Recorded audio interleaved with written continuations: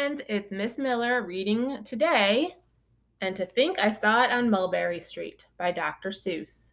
Again, I urge you to think about why Dr. Seuss wrote this book and what he wants you to do.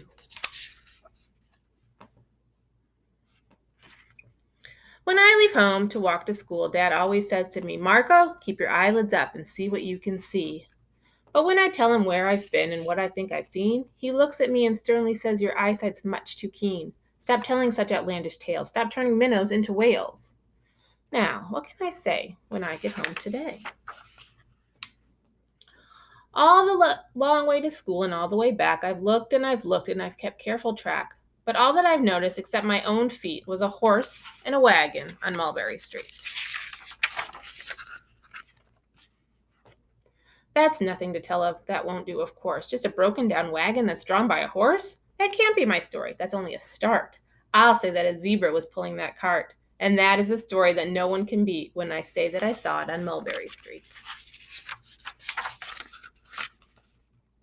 Yes, the zebra is fine, but I think it's a shame. Such a marvelous beast with a cart that's so tame.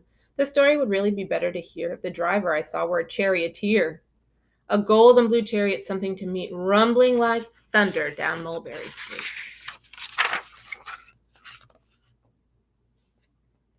No, it won't do at all. A zebra's too small. A reindeer is better. He's fast and he's fleet, and he'll look mighty smart on old Mulberry Street. Hold on a minute. There's something wrong. A reindeer hates the way it feels to pull a thing that runs on wheels. He'd be much happier instead if he could pull a fancy sled. A reindeer and sleigh? Say, anyone can think of that. Jack or Fred or Joe or Nat. Say, even Jane can think of that. But it isn't too late to make one little change. A sleigh and an elephant. There's something strange. I'll pick one with plenty of power and size. A blue one with plenty of fun in his eyes. And then, just to give him a little more tone, have a Raja with rubies perched high on a throne. Say, that makes a story that no one can beat when I say that I saw it on Mulberry Street. But now, I don't know. It still doesn't seem right. An elephant pulling a thing that's so light would whip it around in the air like a kite. But he'd look simply grand with a great big brass band. A band that's so good should have someone to hear it, but it's going so fast that it's hard to keep near it. I'll put on a trailer. I know they won't mind if a man sits and listens while hitched on behind. But now, is it fair? Is it fair what I've done? I'll bet those wagons weigh more than a ton. That's really too heavy a load for one beast. I'll give him some helpers. He needs two, at least. But now, what worries me is this. Mulberry Street runs into bliss. Unless there's something I can fix up, there'll be an awful traffic mix-up.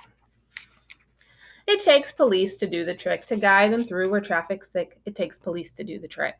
They'll never crash now. They'll race at top speed with Sergeant Mulvaney himself in the lead. The mayor is there and he thinks it is grand. He raises his hat as they dash by the stand.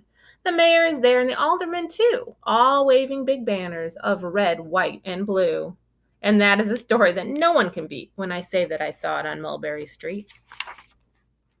With a roar of its motor, an airplane appears and dumps out confetti while everyone cheers. And that makes a story that's really not bad, but it still could be better. Suppose that I add a big magician doing tricks, a 10-foot beard that needs a comb. No time for more, I'm almost home. I swung round the corner and dashed through the gate. I ran up the steps and I felt simply great, for I had a story that no one could beat, and to think that I saw it on Mulberry Street. But Dad said quite calmly, "Just draw up your stool and tell me the sights on the way home from school." There was so much to tell, I just couldn't begin. Dad looked at me sharply and pulled at his chin. He frowned at me sternly from there in his seat. Was there nothing to look at? No people to greet? Did nothing excite you or make your heart beat? Nothing, I said, growing red as a beet, but a plain horse and wagon on Mulberry Street. Once again, I hope you enjoyed this story by Dr. Seuss. Bye.